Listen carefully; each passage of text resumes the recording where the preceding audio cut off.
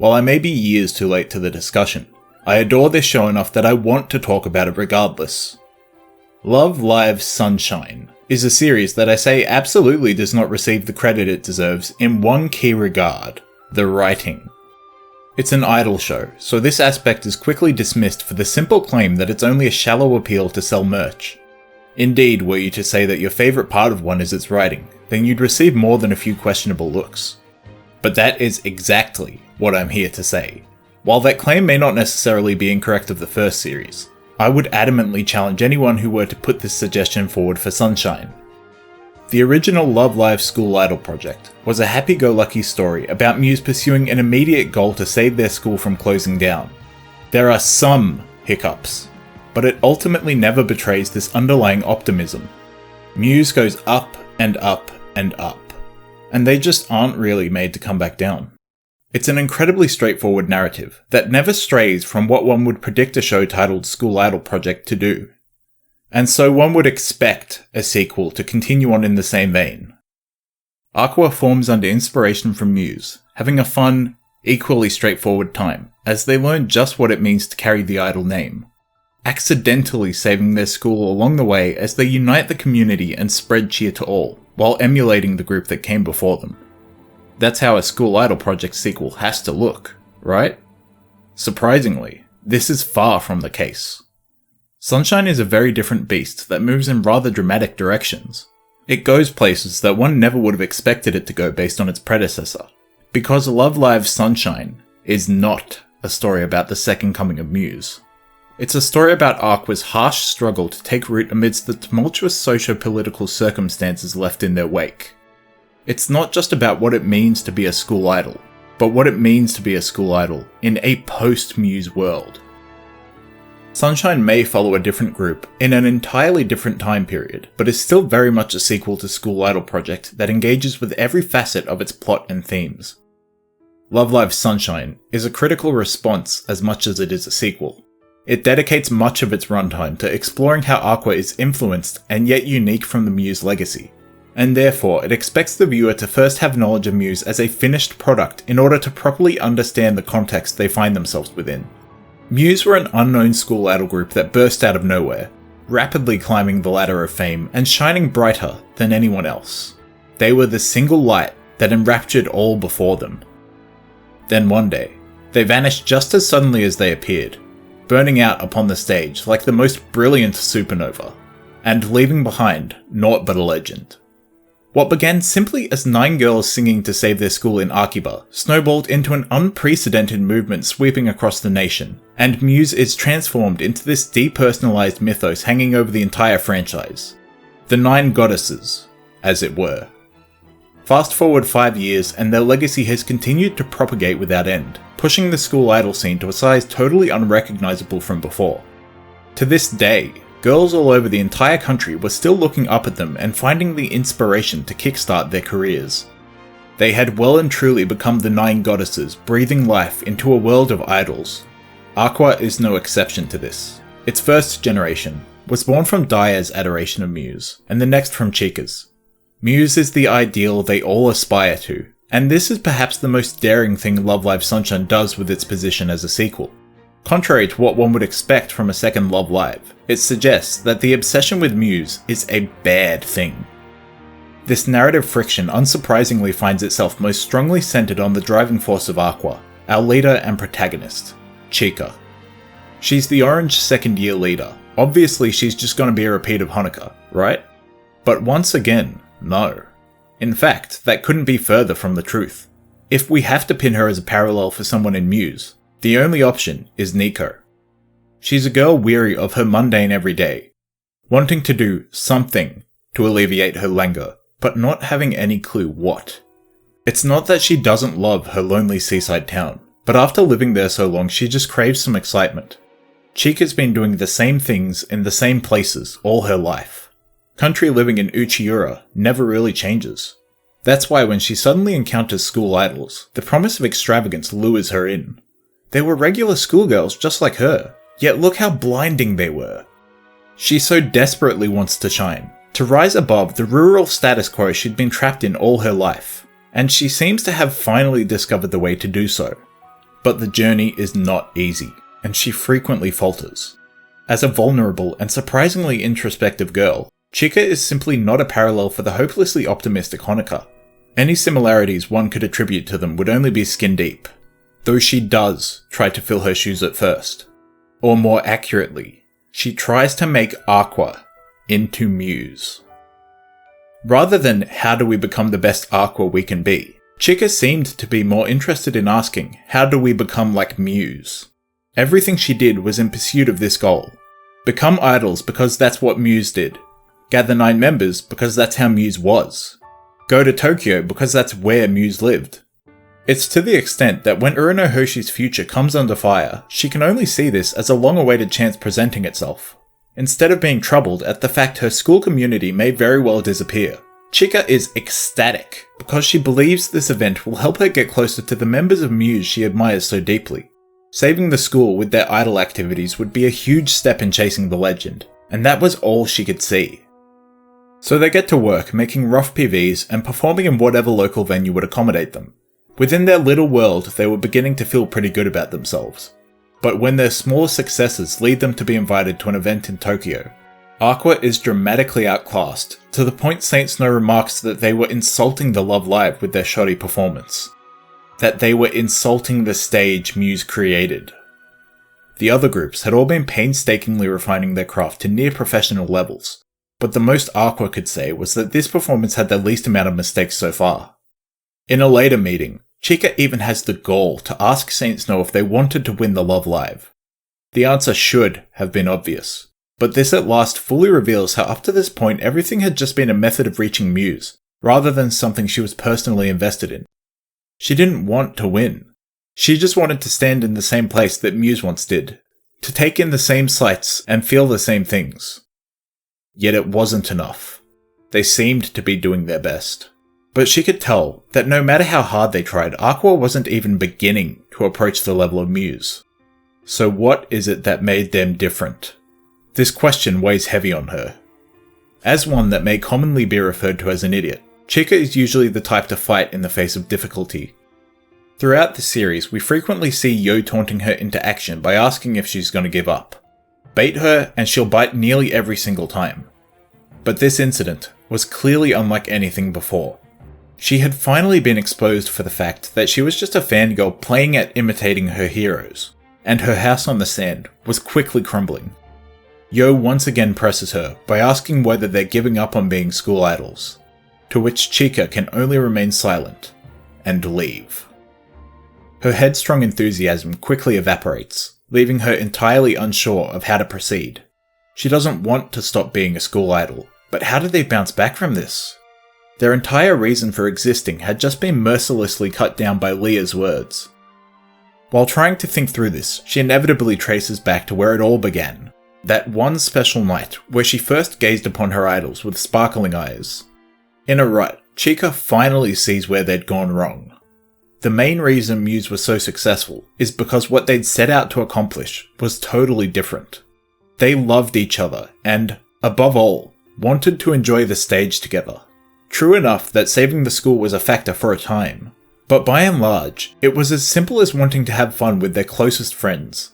They weren't chasing after a rise, they were performing for their own sake, to dash down the unstable path before them and see just how far they could go together.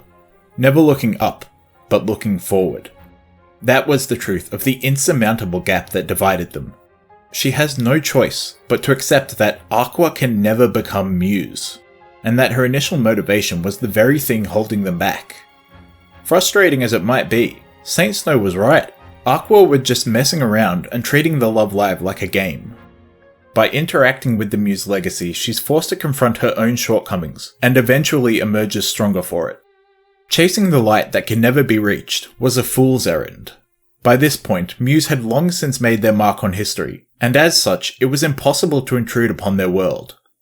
Indeed, Seira does acknowledge that many contemporary groups can actually stand up to them in terms of quality, but the changing era means their impact will never be matched. Muse had been elevated into much more than just a simple group when they so mystically vanished from the stage. The Urunohoshi girls could never have become Muse. And you know what? She's starting to believe that's okay. She still loves them, and there's no reason for that to ever change. But she at last begins to love Aqua too. After finally addressing the instability at the foundation of her group, she's at last able to look at Aqua itself, rather than just the shadow hanging over them from on high. In a symbolic move as they head into the first season's Love Live qualifiers, Chika takes down the Muse poster from her bedroom wall to declare that they will start anew in their own unique way. Things seem to be on the upturn again as they increasingly pursue their own brand of school idol, reaching new heights and steadily garnering recognition. Playing to their own strengths has proved far more fruitful, turning Aqua into a real force to be reckoned with. But even that degree of success still isn't enough to prevent their school's closure. While Muse had already saved Otonokizaka by the end of Season 1, Urunohoshi's struggles continue on midway into Season 2, where they eventually lose the battle. In the end, it was too tough to overcome the difficulties their town's isolation presented. With even their best efforts failing, the cast is once again at a loss. Where would they go from here? Can they continue being school idols, or do they have no choice left but to cut their losses and quit? No one in the group is brave enough to speak up. They had tried so hard, suffered through sweat and tears, yet still couldn't keep it from slipping through their fingers. Aqua believed that the trust their classmates placed in them had been betrayed, and as a result, the members began walling themselves off from the others, drowning in the guilt of their once smiling faces. But the thing is, that they were the only ones actually blaming themselves for their failure. Everyone else was purely thankful for how much they'd done. And so while Aqua is free-falling in despair, the aforementioned classmates decide to take action. A helping hand here was just about the only way they could finally give something back to those who had gone so far for them. Staging a much-needed intervention, they spur them into action by requesting their help to fulfill a new dream, to immortalize the Urunohoshi name within the ranks of Love Live winners. Not to be like Muse, but to preserve Aqua forever. To write their own story, one that will always say, "We were here." And just like that, all the overwhelming negativity smothering them had been flipped on its head. What an incredible way to spin that terrible situation into a positive. These were exactly the words they needed to hear, and so they picked themselves back up off the ground.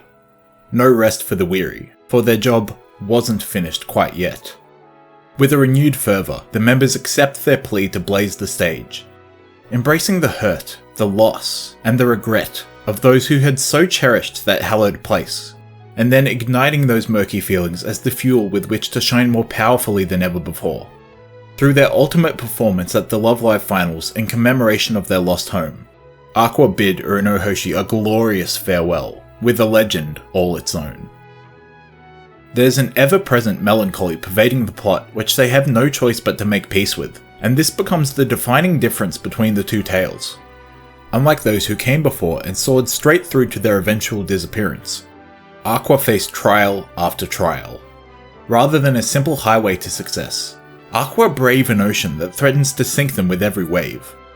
They end up growing stronger through this adversity, and in the end, successfully carve out their own place in the annals of school idol history. If Muse was the single white light, Aqua are 9 colours that become a rainbow. Through all their hardships, these 9 backwater girls had come to stand on the greatest stage, and as a result, fell deeply in love with what it meant to be an idol. Where School Idol Project told the story of a group of strangers coming to love one another, Sunshine is the story of 9 vulnerable people coming to accept their faults and love themselves. Muse was a miracle that could only exist in that brief moment where everyone was together. Right from the beginning, Nozomi had nurtured the group as a means to finally reach out to the girls she'd been watching for so long. But with Aqua, you get more of a sense that they like being idols just as much as they like one another. And so, in contrast to Muse, who felt disbanding was the only option once the 3rd year's left, the girls unanimously agree that they still enjoy it too much to even think about stopping. 9 colours becoming a rainbow means each member had more individual investment in their idol career, and additionally, the generational nature of Aqua had been a component since the start. It was sad to see the members off, but ceasing activities was frankly never on the cards. even when they inevitably get set back again at their new school. The 6 remaining members will struggle in order to find their place once more. They will shine as bright as they possibly can, and then if they manage to get any new members, they'll continue to pass the title down like Daya did in the past. Vanish upon the stage, perish the thought. Muse had deigned to leave nothing behind, but these girls were determined to do the complete opposite. Such is the answer they've chosen. With one last satisfied smile, the third years turned their backs and set sail. This sentiment runs high through the last performance into the epilogue. The Love Live Sunshine franchise closes out with an after-credits scene set some years later. We hear 2 unnamed girls from Numazu playing around on the beach while chatting about how stoked they are to start their own school idol club. They've come over to the shores of Uchiura for a change of pace. While there, they become overwhelmed by the natural beauty, and feeling inspired by the legend around them, choose to inherit the name of Aqua, thus setting foot on their own path toward radiance. By taking the name of Aqua, these girls symbolically become the 2 missing students that Urunohoshi needed when it shut down, quietly fulfilling Chika's dream of 100 students, and thereby proving to us that the Aqua of old had succeeded. Urunohoshi will live forever through the hearts and minds of those yet to come. If Muse had set themselves on high as the goddesses, Aqua remain among the people. Muse is the single bright light forever untouched, but Aqua becomes a brilliant rainbow leading into the future. As a sequel, Sunshine went above and beyond what was expected of it. With all its hurdles and bittersweet resolutions, the story ends up far more complicated than School Idol Project's straightforward plot. And this setup works so well because we already have the triumphant tale of Muse as juxtaposition. It's by no mistake or oversight that Sunshine's first season parallels School Idol Project so heavily. The comparison is a very deliberate plot vehicle serving as the most integral step for the Urunohoshi girls to find their footing in the School Idol world. It's a spot of tough love that lets them learn they can't simply do the same things as Muse. It interacts with the prior season in deep ways to weave an incredibly potent story, stemming from so simple a place in the previous work, and yet somehow flourishing in such dynamic ways. Chika's character arc, and indeed this entire sense of dissonance between the 2 groups, is a bold move by the writers of the show in how its development is all about moving away from an idolization of Muse, and I respect its willingness to step on the toes of its predecessor like that. By the time it rolled around, the School Idol Project half of the franchise had deeply cemented itself in its niche, with its highly beloved anime and popular concerts, so Sunshine could have easily just rested on its laurels. It had no need to be so ambitious as it was, but I am so glad that it chose to be. Love Live Sunshine is not quite in my top 10 list, though if we were to condense all 3 parts into a single entry, then it certainly becomes a contender. It is, however, one of the anime that means the most to me. It was very apparent that me and the writers were always on the same wavelength for how the story should proceed, and that made for an experience that was equal parts magical and memorable. A melancholic saga of narrative brilliance, and a well-realised rural setting that feels so much like home. Back in 2016, I really wasn't expecting to come out the other side considering it one of my top picks in regards to its writing. But well, here we are.